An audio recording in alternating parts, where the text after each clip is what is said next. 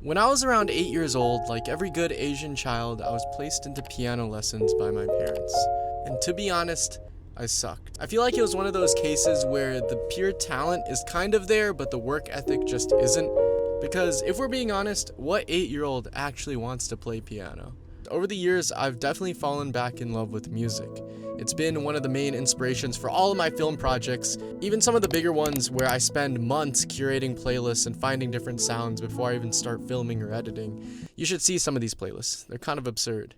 I would say my style's been mostly influenced by literally finding the most obscure, gut-wrenching, depressing, cinematic thing that I can find, and putting some visuals on top of that. But earlier this year, the thought kind of dawned on me where it's like, wait a second, what if I could just make that music? Instead of spending literally months of my life just scouring different playlists and song radios and going on Last.fm, what if I could just make the music for my videos? And so, I cracked my knuckles, dusted off my old piano playing skills, and bought a synth on eBay. This is a story of how a normal guy like me took his car, took a synth, drove across the country, and made his first album.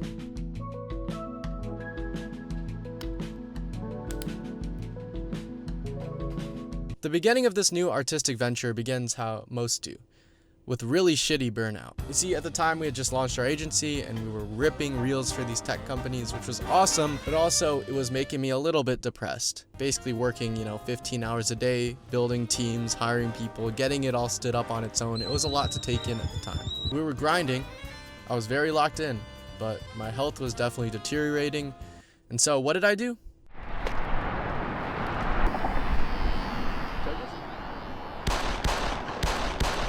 I woke up one morning at 7 a.m., drove around to find the highest point in Austin that I could find, buzzed my head, and then bleached it. But after that, I felt ready to go. So here was the plan. Step 1, I was gonna take the car, pack everything I needed in it, and drive out to New Mexico to stay in a cabin.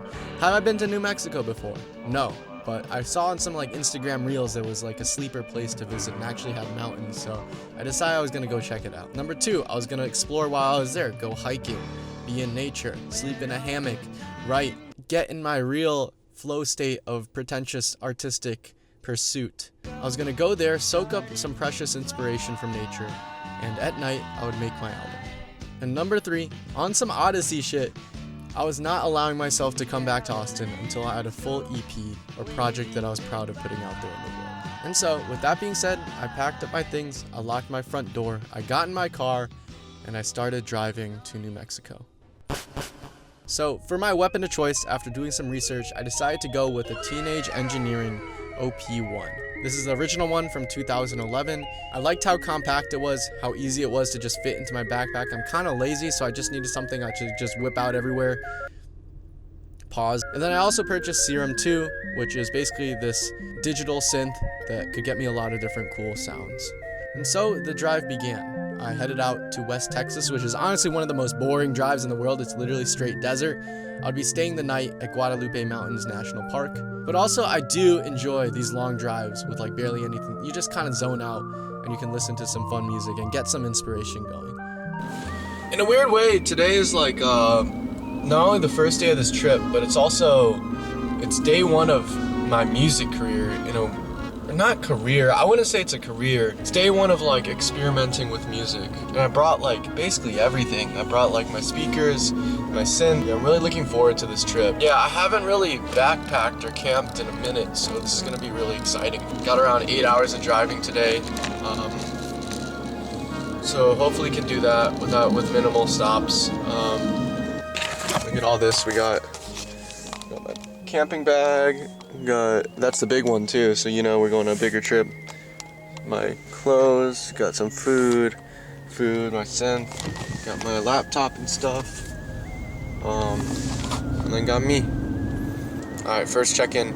I'll talk to you soon.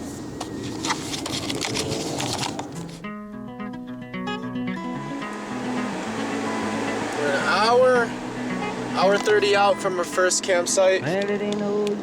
So deep right now, middle of nowhere. Honestly, it's kind of a vibe though. It's also 100 degrees Fahrenheit outside, so it's been nuts. But yeah, we're an hour 30 from our first campsite. Been driving probably about like 6 hours. But yeah, this is it. And I'll be gone. You're the reason I'm traveling on. But don't think twice, it's alright.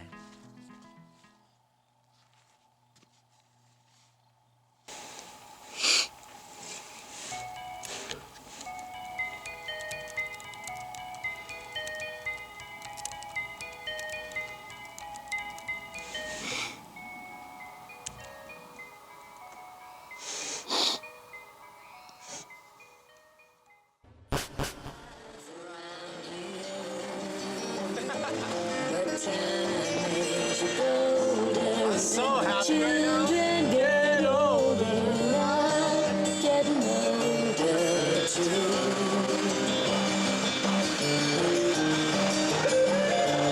The next morning, I got up and immediately saw this horse in the middle of the road, which was kind of epic. And then I headed off to New Mexico. Roswell was kind of weird, but it was a vibe. I'd never really been in the state before, never really heard of it. I'd just seen some stuff about how the mountains were actually beautiful out there. So as I started driving further into it, I started to see the forests open up, which was such a vibe. And then after getting a speeding ticket, I finally arrived in Taos at my Airbnb. And wow, was it magical.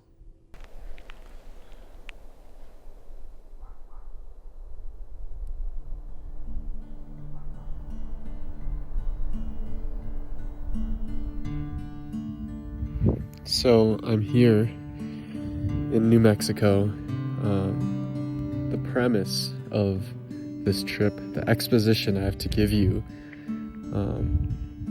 is that 3 weeks ago I hit like a complete wall when it comes to making things, just with the business and everything. Like, you guys know what I'm going through right now. It's a lot, and I don't love the idea of like, oh, like, here I go again, I hit burnout, now I gotta go take a trip. Because I understand I'm someone who, like, that's unavoidable for myself. Like, every year or so, every 2 years, I'm gonna hit this point. And so it's kind of like, I don't want you to pity me in any way. Like, this is completely avoidable. It's just part of the process, I think. But I don't know, I think I'm here to reinvent myself a little bit. I've been making music. I've told myself, like, regardless of how this week goes, how the camping goes, hiking, like, I'm not going to leave the road until I have 5 songs that I'm really proud of. I have like 3 demos right now. They're not great. I thought they were good, and then they're shit now. But it reminds me of when I first started making videos. It's like, oh, the first few things you make, they're ass. But you know they're ass, which means you have good taste, which means you can probably make something decent. So I feel pretty motivated. And yeah, I've never been here, so this is it. But yeah, that's the goal. Make 5 tracks, drop an EP from New Mexico. And I might go back up to Utah, I might travel to Colorado, I might go around. But the goal is, I'm not allowed to go back home until I finish this.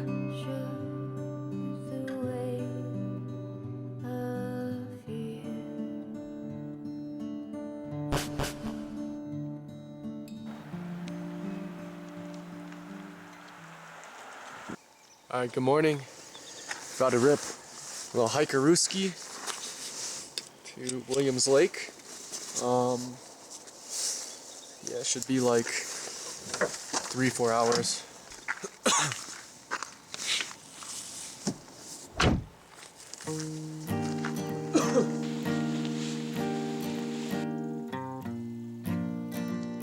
Yeah, Williams Lake, baby.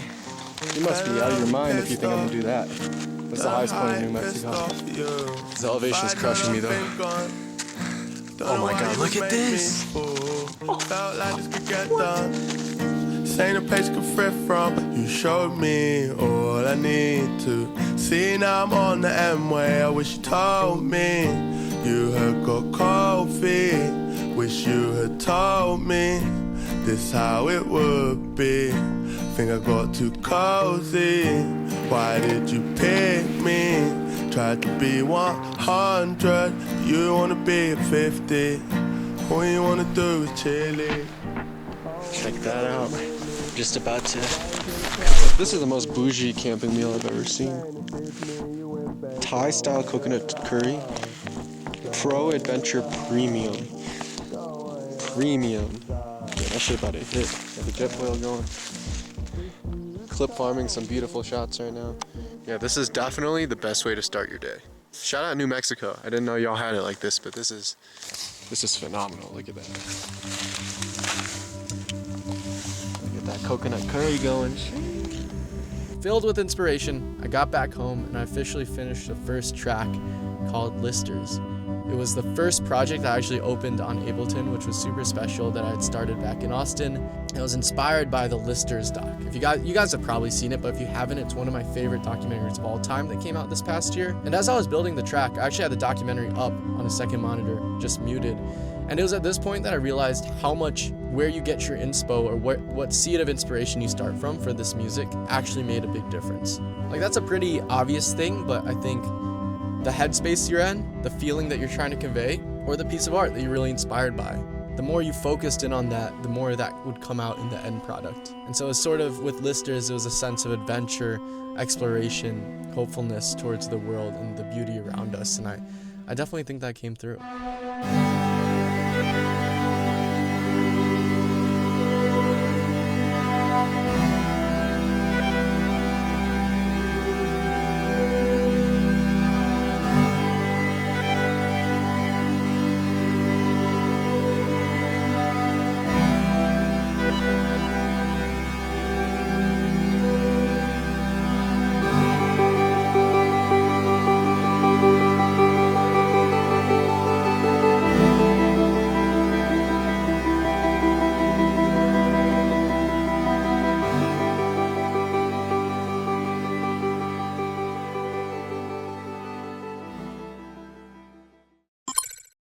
Quick work trip intermission.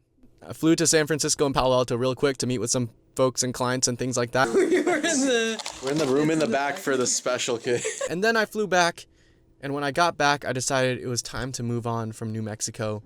I still had a lot to get done on this EP, and I had a few friends up in Denver, which actually wasn't too far away, that I wanted to visit, some of which were very musically inclined, so I thought it'd be a good moment for some collaboration. And I felt like it'd be a good way to push through the rest of this project, which is just spending time with folks who I look up to, who are good friends. They're also making really cool stuff on their own. And so, after taking a night to cook up at a campsite, I headed into Denver, where I quickly realized I was gonna have a problem. You see, I love sad music, the Liam McKay type of depression shit. The stuff on YouTube compilations with like super obscure titles that you find on your home feed at 3 a.m., like, I eat that stuff up. And when I went into this project, I knew I wanted it to somewhat feel like that. But the issue was, every time I opened up a new project in Ableton and started working on it, for some reason, every song I would make would just sound like hopeful and inspiring. And like, cool, that's cool, amazing. But like, that's not what I'm going for here. And I'm sure it's some music theory BS with like minor chords and using too many major chords and having them resolve and all that stuff, but I knew I had to dig deeper. And so my first day in Denver, where I was staying at a hotel, I sat down at this hotel desk. I literally put up my phone with a picture of my ex and then also my dead dog, like a psychopath. But in that 2 hours, I ended up creating my favorite song on the EP, which is called I Fucking Hate Illinois. And it was pretty sad. It was sad. I think it's the saddest song on this album by far. It's a little bit uplifting. It's a tiny bit uplifting, but I think it's one of those songs that you can like stay up till like 3 a.m. just like staring at your ceiling listening to. And I'm like actually proud of it. I shed a few tears while making it. And once again, I was reminded of like, hey, wherever you get that seed of inspiration matters so much. And so much of it is just transferring that feeling. And so, yeah, it was just me alone in this kind of lifeless hotel in the middle of Denver, in the Rhino district, just cooking up something sad.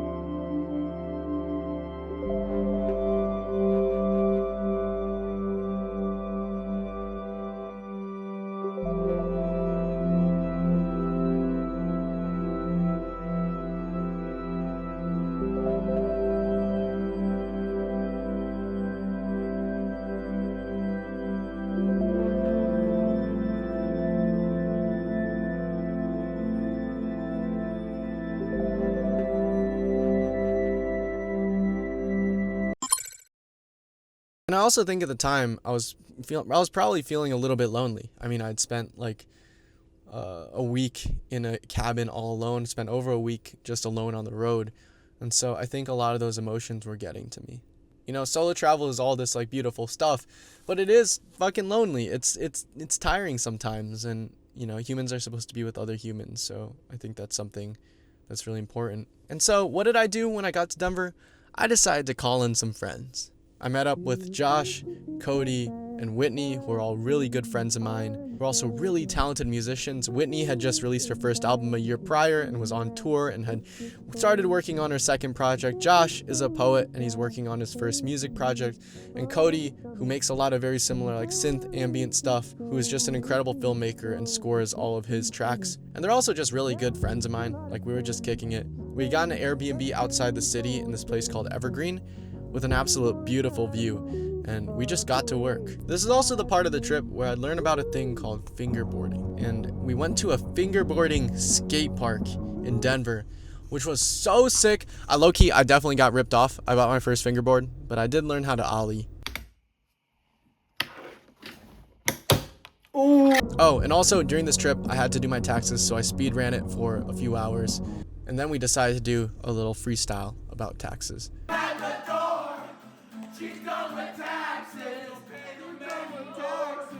Evergreen was so much fun. We were like dialed in during the mornings, but then it was super energizing and we were just hanging out, shooting the shit.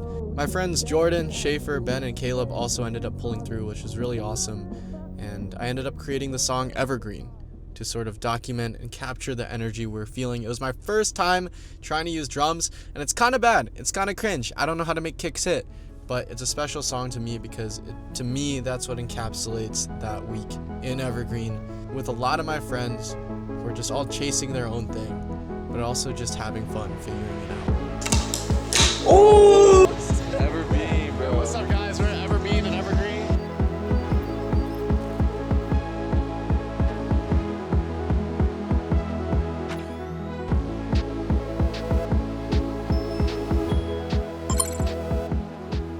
It was also here that I learned a lot from Cody. Cody taught me how to do automation, controlling volume, mixing, panning, that sort of thing. He also taught me how to add variation to tracks, kind of what strategies he uses. And he also helped me package up some of the last few songs I was working on for the EP. An intro that was called Touching Grass, and then another song that was called I Almost Gave Up, Then I Locked In. And I really think that last track kind of sums up my entire experience and what this project is really about. You know, if I'm being honest, the beginning of the year was hard. It was a lot of things thrown at me. And there were genuinely moments where I was like, hey, I might give up. I might throw in the towel. But I think it was just packaging up that feeling and working through it, through this project that was so special to me. I mean, is it perfect? No. Is it kind of cooked? Yes. But in some ways, I think it perfectly just captures the essence of the times and my emotions. And I think that's all any of this is, right? It's just finding a way to transmit some sort of thing that we're feeling and hope that other people can connect with it as well. After Evergreen, we packed up. Cody and Josh decided to join me and head back to Austin. We had a few absolutely diabolical nights of camping.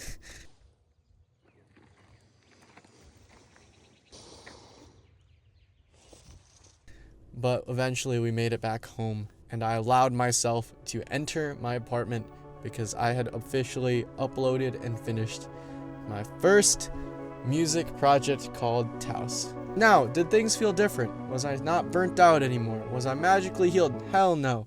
I was still absolutely cooked, but it felt really good to be a beginner, to take on something new for the first time, and to come out the other end of that whole experience with a shaved head and a project that's on Spotify.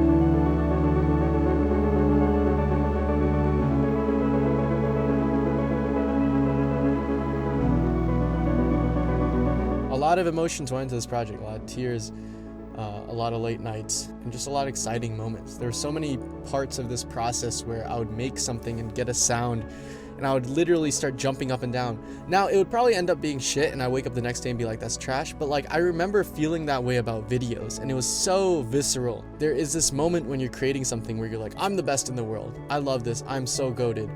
And then you like realize you're not, but like that feeling, I think we're all after that in some way. And so, I guess lesson from this video is if you're burnt out, if you're feeling like you're in a creative rut, if you just want to try something new, maybe consider sometime shaving your head, bleaching it, then dyeing it, taking your car and driving across the country and putting all of that angst and that emotion into one single thing, because I guarantee it, you'll feel a little bit better by the end of that. And also, it's been almost half a year since this trip, but I've continued making music, and I just released a new single that you can check out. If you also want to check out Taos, now that you know the story behind the songs, I think it's kind of fun to go listen. Put it in your headphones, go for a walk, lay on the carpet, look up at your ceiling fan. I think you'll actually enjoy it. Regardless, thank you so much for watching this week's video. It's been so fun making a comeback here on YouTube and just experimenting with different stuff and trying out new things. And I'm really excited for the next one. I'll see y'all in 2 weeks. Appreciate it. Cheers.